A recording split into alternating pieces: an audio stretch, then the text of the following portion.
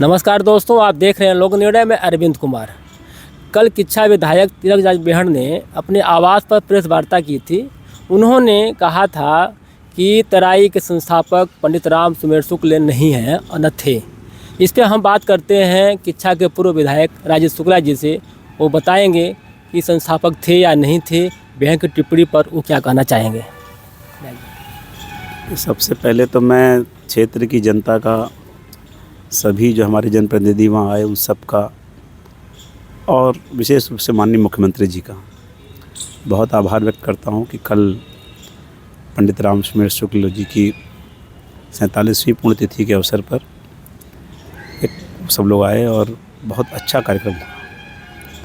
मुख्यमंत्री जी ने भी बहुत ऐतिहासिक भाषण दिया। उन्होंने तराई के उस समय की परिस्थितियों का जिक्र किया और तराई की संस्थापना में पंडित राम सुमेर शुक्ल जी के योगदान को और भारत की आज़ादी की लड़ाई में भी उनके योगदान का उन्होंने बड़ा भावपूर्ण स्मरण किया और ये भी कहा कि हम पंडित शुक्ल के सपनों की तराई बनाने के लिए, उसको साकार करने के लिए काम कर रहे हैं। देखिए, पंडित राम सुमेर शुक्ल का भारतीय जनता पार्टी के या जनसंघ के नेता नहीं रहे। वह आज़ादी की लड़ाई के सेनानी थे और उन्होंने जीवन भर कांग्रेस के लिए काम किया। लेकिन कांग्रेस की दिक्कत यह है कि कांग्रेस के नेतागण किसी भी सेनानी को सम्मान देने का संस्कार नहीं रखते और यही कारण है कि लौह पुरुष सरदार वल्लभ भाई पटेल जी की भी इतने साल कांग्रेस की सरकार रही देश में, कभी पटेल जी को सम्मान नहीं दिया गया जिसके वो हकदार थे। मैं धन्यवाद करना चाहता हूं देश के प्रधानमंत्री जी का कि उन्होंने सरदार वल्लभ भाई पटेल की स्टैचू ऑफ यूनिटी बनाकर पूरी दुनिया को उनके विराट व्यक्तित्व से परिचय कराया और अब की उनकी 150वीं जयंती पर भी एक पूरे राष्ट्रव्यापी कार्यक्रम हुए। ऐसे ही बाबा साहब भीमराव अम्बेडकर भी, उनका जनसंघ से और भाजपा से कभी कोई संपर्क नहीं रहा, लेकिन संविधान के निर्माण से लेकर देश में दलित समाज के उत्थान के लिए और राष्ट्र के आज़ादी की लड़ाई में, इन सब में जो उनका योगदान था, उसको जो सम्मान उनको मिलना चाहिए था, जो नहीं दिया गया पिछली सरकारों में, वह उनके पंचतीर्थ बना करके भारतीय जनता पार्टी ने दिया। और आपने देखा होगा कि आज़ादी की 75वीं सालगिरह मनाई गई अभी, उसमें भी हमारे प्रधानमंत्री जी ने और हमारी पार्टी ने भी ये तय किया कि हम देश भर में उन सभी सेनानियों को ढूंढेंगे, उनका जिनका इतिहास में बहुत उल्लेख नहीं हो पाया, लेकिन उन सबको हम सम्मानित करेंगे। गांव-गांव शिलापट लगाएंगे। कांग्रेस को इस बात पर विचार करना चाहिए कि तिलकराज बेहड़ ने जो ये बयानबाजी की है अभी एक सेनानी के खिलाफ, वो मेरे पिता थे, मैं तो आहत हुई, लेकिन जो लोग देश की आज़ादी की लड़ाई लड़े वह क्षेत्र और जाति से अपने को ऊपर मानते थे। उनके लिए राष्ट्र प्रथम था और जो भी राष्ट्र भक्त व्यक्ति यहाँ रहा होगा, उन सब को तिलकराज बेहड़ जी के इस बयान से बड़ा दुख पहुंचा। मेरे से उनकी राजनीतिक प्रतिद्वंद्विता हो सकती है, एक अलग विषय है। मैंने हिमाकत की कि मैंने उन जैसे तराई के शेर और इतने ताकतवर आदमी के सामने चुनाव लड़ने की हिम्मत जुटाई। गलती हुई है मुझसे और इसकी सज़ा मुझे मिलती है। अदा कदा वो मुझे गाली बकते रहते हैं, मेरा मान अपमान करते हैं, मेरा मान मर्दन करते हैं। जब भी मैं कोई अच्छा काम करता हूं तो उस दिन प्रायोजित रूप से मुझ पर कोई आरोप लगा करके उसको कंट्रोवर्सी में डालना चाहते हैं। मेरा जन्मदिन भी आया तो उस दिन भी उन्होंने कुछ आरोप प्रत्यारोप कराए और अभी जब पिताजी की पुण्यतिथि और जन्मदिन आया तो उन्होंने पहले बयान दिलवाया अपने बुजुर्गों से, फिर वो जब उनको लगा उसको महत्व नहीं मिला तो खुद उतर के आ गए। मैं तो ये अपेक्षा करता हूँ कि शायद उन्हें खुद ही जाना चाहिए था, लेकिन आज तक कभी वो पंडित राम सुमेर शुक्ल की प्रतिमा माल्यार्पण करने नहीं गए, न कि पुष्पांजलि करने गए। हाँ, मैं धन्यवाद करना चाहता हूँ कि कांग्रेस के बहुत से लोग कल उनकी प्रतिमा माल्यार्पण करने गए थे और मैंने कभी भी पंडित राम सुमेर शुक्ल जी के स्मृति समारोह को दल विशेष से खांचे में नहीं रखा। आपने देखा होगा अजीज कुरैशी साहब कांग्रेस पृष्ठभूमि के गवर्नर थे, मैंने उन्हें बुलाया और हरीश रावत जी कांग्रेस के मुख्यमंत्री थे, मैंने उन्हें भी उस कार्यक्रम में बुलाया। मैंने नरेंद्र तिवारी जी ने स्वयं उनकी प्रतिमा का अनावरण किया था। मैं बेहड़ से पूछना चाहता हूं कि जब तिवारी जी ने उनकी प्रतिमा का अनावरण किया था तो मैं विधायक था क्या? मैं उनकी पार्टी का था क्या? मैं तो उस पार्टी में था जिस पार्टी में का उत्तराखंड में कोई ज़्यादा वजूद भी नहीं था, समाजवादी पार्टी में था। लेकिन तब तिवारी जी ने शिलान्यास किया, प्रतिमा लगाई वहाँ, लेकिन उसका अनावरण में भी इन्होंने विरोध किया। और उससे पहले जब प्रतिमा लग रही थी उत्तर प्रदेश के ज़माने में, आप उठा के देखें इतिहास, धरने करने पड़े, हमें प्रदर्शन करने पड़े, जहाँ जहाँ उनकी प्रतिमा लगाने का प्रस्ताव होता था वहाँ ही विरोध करते थे, विधायक के रूप में, मंत्री के रूप में भी। तो ये ना तो सेनानी का सम्मान करने का इनको संस्कार है, ना राजनीति में विरोधियों से क्या व्यवहार रखा जाता है उसका संस्कार है। ये अक्सर लोगों को संस्कार सिखाते हैं, कभी विकास शर्मा को संस्कार सिखाते हैं, कभी मुझको सिखाते हैं, पहले राजकुमार ठुकराल को सिखाते थे। लेकिन खुद आप इनके संस्कार देखिए। मैं कुछ कहना नहीं चाहता, हमारे बहुत वरिष्ठ हैं, सम्मानित हैं, लेकिन कांग्रेस पार्टी को संज्ञान देना चाहिए। जिस तरीके से इस पूरे विवाद में ये प्रियंका गांधी जी को घसीटते हैं, जिस तरह पूरे विवाद में हरीश रावत जी को घसीटते हैं। हरीश रावत ने अगर मुख्यमंत्री के रूप में निर्णय लिया आज से 10 साल पहले, तभी इन्होंने क्यों नहीं विरोध किया कि उनके नाम पर ना रखा जाए? और उन्हें बहुत तकलीफ़ है तो अब हटा दें, मुझे इससे क्या फ़र्क पड़ता है? पंडित रामस्वरूप शुक्ल को भी क्या फ़र्क पड़ता है? वो तो चले गए 47 साल पहले। एक कृतज्ञ राष्ट्र अपने सेनानियों को सम्मान कर रहा है, अच्छी बात है। ना करे तो कोई सेनानी या शहीद कहने थोड़ी आ रहा है कि मेरा सम्मान करो। हमने कभी हरीश रावत जी के सामने आवेदन थोड़ी लगाया कि उनके नाम पर रखा जाए। वो कार्यक्रम में आए, उनको लगा कि उनका इतना विराट व्यक्तित्व था, तिवारी जी ने अगर उनकी प्रतिमा लगाई तो मुझे उनके नाम पर मेडिकल कॉलेज करना चाहिए था। उनकी प्रतिमा लग रही थी तब भी इनको चिढ़ था, मेडिकल कॉलेज के नाम पे हो तब भी इनको चिढ़ था। अब ये आज सर्टिफिकेट जारी कर रहे हैं। सन 60 में जब तराई की संस्थापना के समय उन पर प्राणघातक हमला हुआ था, तो उस समय के तत्कालीन मुख्यमंत्री कांग्रेस के डॉक्टर संपूर्णानंद जी की चिट्ठी रखी मेरे पास, मैंने लिखवा रखी है वहाँ मूर्ति पर, पढ़ें जाके क्या लिखा है। तो क्या संपूर्णानंद जी गलत बोल रहे थे? क्या नेहरू जी ने यहाँ रुद्रपुर में जब आके भाषण दिया, जब तराई बस रही थी, जब उन्होंने कहा कि तराई की संस्थापना कार्य पंडित रामस्वरूप शुक्ल करेंगे, तो क्या गलत कहा था? क्या झूठ बोला था? क्या मेरे इन्फ्लुएंस में आ गए थे नेहरू जी? क्या मेरे इन्फ्लुएंस में आ गए थे डॉक्टर संपूर्णानंद जी? मैं तो तब पैदा भी नहीं हुआ था। क्या मेरे इन्फ्लुएंस में आ गए थे चंद्रभान गुप्ता जी, जो मुख्यमंत्री थे, जिन्होंने 78 में उनके मरने पर जो पत्र लिखा, पढ़ें बेहड़ जी, पढ़ें। वो तो ये भी कह रहे थे कि पंतनगर यूनिवर्सिटी के वाइस चांसलर संधू साहब रहे। उनको जाके सिरापट पढ़ना चाहिए, इतिहास पढ़ना चाहिए। इसके पहले वाइस चांसलर तो राजा भद्री रहे, जिन्होंने 17,000 एकड़ ज़मीन दान दी थी।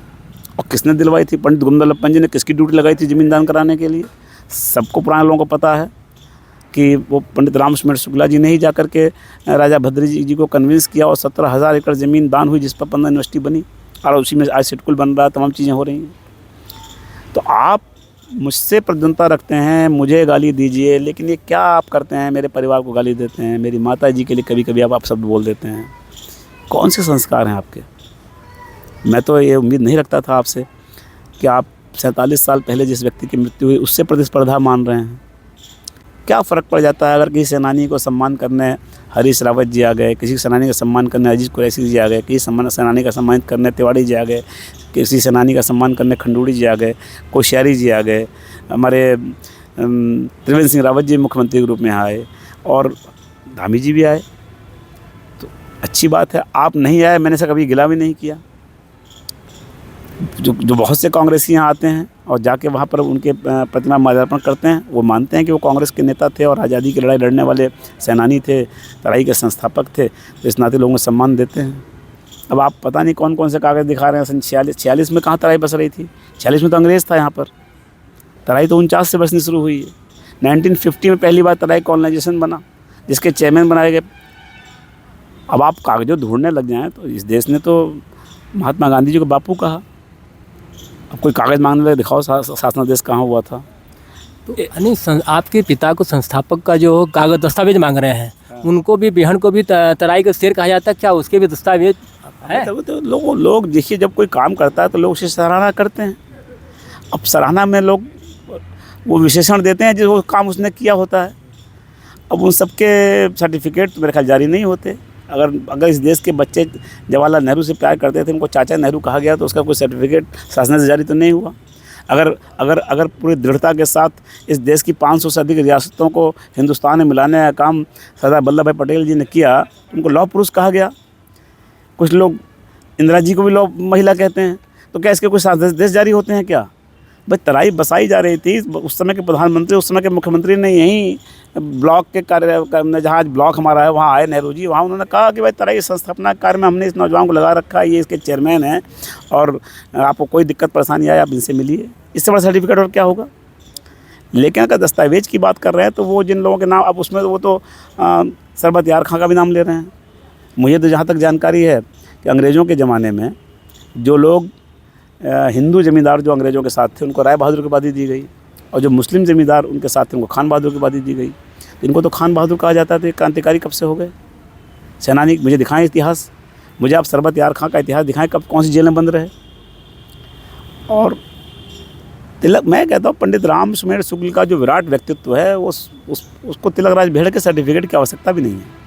किसी विधायक में या कोई विधायक बन गया तो ये समझे कि वो स्वतंत्रता संग्राम सेनानी और शहीदों से बड़ा हो गया है। ये उनका दम्भ है, और जो दम्भ उनका है और जो उनकी घटिया राजनीति है, मैं तो उनका बड़ा सम्मान करता हूँ, क्योंकि मैंने संस्कार सीखे नहीं, मैंने कोई अपशब्द नहीं बोल सकता।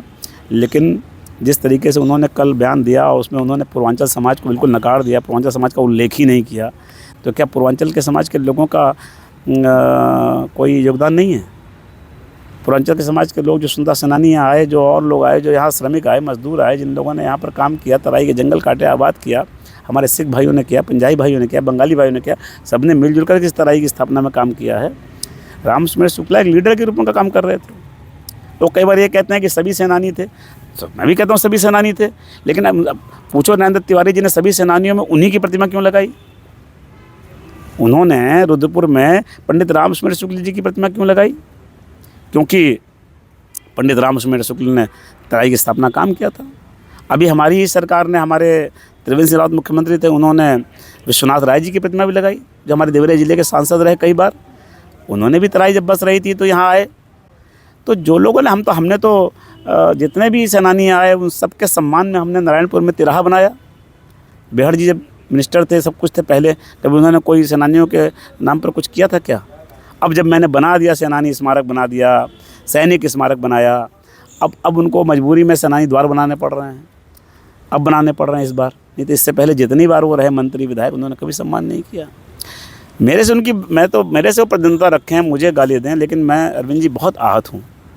मेरे सवाल है कि विकास के मुद्दे को छोड़ करके व्यक्तिगत टिप्पणी क्यों हो रही है? इसलिए हो रही है कि अब उनको 2027 नज़र आ रहा है। अब उन्हें लग रहा है कि यार मैं मिनिस्टर था, स्वास्थ्य मंत्री, तब मैं किच्छा अस्पताल का उच्चीकरण नहीं करा पाया। सामुदायिक स्वास्थ्य केंद्र रह गया जिस पर 1.5-2 लाख लोगों की जिम्मेदारी थी, और राजेश शुक्ला विधायक नहीं है तब करा ले रहा है किच्छा सामुदायिक स्वास्थ्य केंद्र को जिला उप चिकित्सालय या नगर चिकित्सालय बनाने का फैसला करा रहा है। यहाँ विद्यालय था रामनगर में, कभी वो उसका उच्चीकरण नहीं करा पाए, कभी उनको चिंता नहीं हुई कि हमारी बच्चे यहाँ पढ़ती हैं। मैंने उसको हाई स्कूल भी कराया और अभी आज मुख्यमंत्री से उसको इंटर कॉलेज कराया। कनकपुर इंटर कॉलेज जो शहीद देव बहादुर थापा के नाम पर रखा गया, हम ही ने रखा है उसका नाम अपने सरकार से कह के माननीय मुख्यमंत्री जी से, और उसका उच्चीकरण कराया, उसे इंटर कॉलेज बनाया, तमाम इस क्षेत्र में बनाया। अभी वो बहुत दिन से चिल्ला रहे थे 4 साल से कि मैं किच्छा इंटर कॉलेज को मैं कन्या इंटर कॉलेज बनाऊंगा लड़कियों की। अब कह रहे हैं मैं इंटर कॉलेज नहीं बना पा रहा, कमरे लेकर आया हूँ। कमरे आप लेकर आए, उससे पहले हम भी कमरे लाए थे, हम तो 8 कमरे बनाए हमने वहाँ। हमने तो कभी उसका इतना गाना नहीं गाया जितना आज आप गा रहे हो। आपसे तो एक मेडिकल कॉलेज रुद्रपुर का नहीं बन पाया। 20 साल आप स्वास्थ्य मंत्री रहे, सब कुछ रहे, आप 20 सालों में 18 करोड़ रुपए कुल दिला पाए। 18 करोड़, और चाहिए थे 400 करोड़। आप खुद कहते थे कि इनके पिताजी के नाम पर है, अब तो ये एमएलए बन गए हैं, 7-7 एमएलए बीजेपी के बन गए हैं, एक विधायक के पिता के नाम पे इनको करना चाहिए। और जब हमने कर दिया तब आपको परेशानी है कि क्यों कर दिया। क्यों? क्योंकि आपका नकारापन, आपका निकम्मापन लोगों के सामने आ गया, क्योंकि 27 सामने है। अब उन्हें लग रहा है कि यार इंडस्ट्रियल कॉरिडोर किच्छा में बन रहा है, एम्स बन रहा है। उस चुनाव में तो मैं ये कह के मैं जीत गया कि भाई एम्स नहीं बन रहा है, झूठा है, कोई शिलान्यास नहीं, फर्जी है। अब तो उसकी ढांचा खड़ा हो गया। अब ढांचा खड़ा हो गया, आप लोगों को लग रहा है कि हाँ यार तो एम्स बन रहा है। शुक्ला ने तो सही बोला था कि उसने अपनी सरकार से कराया था। तो जो झूठ की कलई खुल रही तो बौखला रहा है। अच्छा बौखला रहे तो मुझे गाली दो भाई, मेरे पूज्य पिताजी को, मेरी माताजी को गाली क्यों दे रहे हो? मैं तो कह रहा हूँ हमारा कोई कितना विरोधी हो, हमें उसके पिता माता का सम्मान करना चाहिए।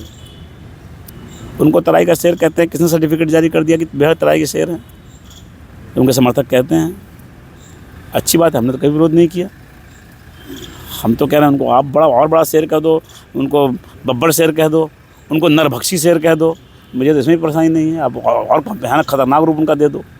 लेकिन मेरा ये साफ कहना है कि मैं इस बात को लेकर के मैं अब जनता के बीच जाऊंगा। ये जो सेनानियों को अपमान करने की परंपरा शुरू की है बेहड़ जी ने, ये ठीक नहीं है और मुझे लगता है कि कांग्रेस हाईकमान को इसका संज्ञान लेना चाहिए। मैं गणेश गोदिया जी से भी कहना चाहूँगा और मैं हरीश रावत जी से भी कहना चाहूँगा कि आपने क्यों नहीं इनसे पूछ करके नाम रखा भाई? अगर तिलकराज बेहड़ इतने बड़े नेता हैं कि आपके फैसले के भी खिलाफ बोलते हैं, आप कहते हो कि राजधानी गैर सैंड होगी, ये कहते हैं नहीं होगी, इस तरह की बातें करते हैं ये। तो अगर अगर अगर अगर अगर बेहड़ जी को हर बात पर ऐतराज़ है, कांग्रेस के नेतृत्व भरोसा नहीं है, प्रियंका गांधी पर भरोसा नहीं है, हरीश रावत पर भरोसा नहीं है, किसी पर भरोसा नहीं है, तो आखिर बताएं वो हैं कहाँ? एक दिन वो कांग्रेस की आलोचना करते हैं, एक दिन वो भाजपा की आलोचना करते हैं, एक दिन वो कांग्रेस की तारीफ़ करते हैं, एक दिन वो भाजपा की तारीफ़ करते हैं। तो मुझे तो लग रहा है वो खुद ही दिग्भ्रमित हैं और वो इस तरह चूँकि झूठ बोल के चुनाव जीत गए पिछला, अब कुछ कर नहीं पा रहे हैं। अब चुनाव जैसे नज़दीक आ रहा है तो वो संतुलन खो गए और इतना संतुलन खो दे रहे हैं कि वो अनाप शनाप अंट सेंट जो उनके मन में आ रहा बोल रहे हैं। तो मुझे तो बड़ा आश्चर्य हो रहा। लेकिन मैं इतना ज़रूर कहना चाह रहा हूँ कि वो जो कहते हैं कि कहीं प्यार ना होने देंगे, हम उन्हें राह की दीवार ना होने देंगे और तू जिसे चाहे उसे रौंद कर आगे निकले, हम तेरी इतनी भी रफ्तार ना होने देंगे। अब तुम सेनानियों गाली दोगे, ये राजेश शुक्ला बर्दाश्त कर लेगा, लेकिन ये क्षेत्र बर्दाश्त नहीं करेगा। ये पूर्वांचल के लोग सब क्रांतिकारी परिवार हैं, सब आज़ादी की लड़ाई लड़ने वालों के परिवार हैं, देश के लिए इन्होंने काम किया है। इस तराई में भी सबके साथ कंधे से कंधा मिलाकर मिलजुल कर काम किया। अगर आप ये गाली दे रहे हो, ये पूर्वांचल समाज का भी अपमान है और इस तराई के हर नागरिक का अपमान है और देश के हर नागरिक का अपमान है जो अपने सेनानियों और शहीदों को अपना गौरव मानता है। धन्यवाद। शुक्ला जी ने क्या कहा, उनके पिता पर जो टिप्पणी की थी बेहड़ ने, उससे वो बहुत आहत हैं।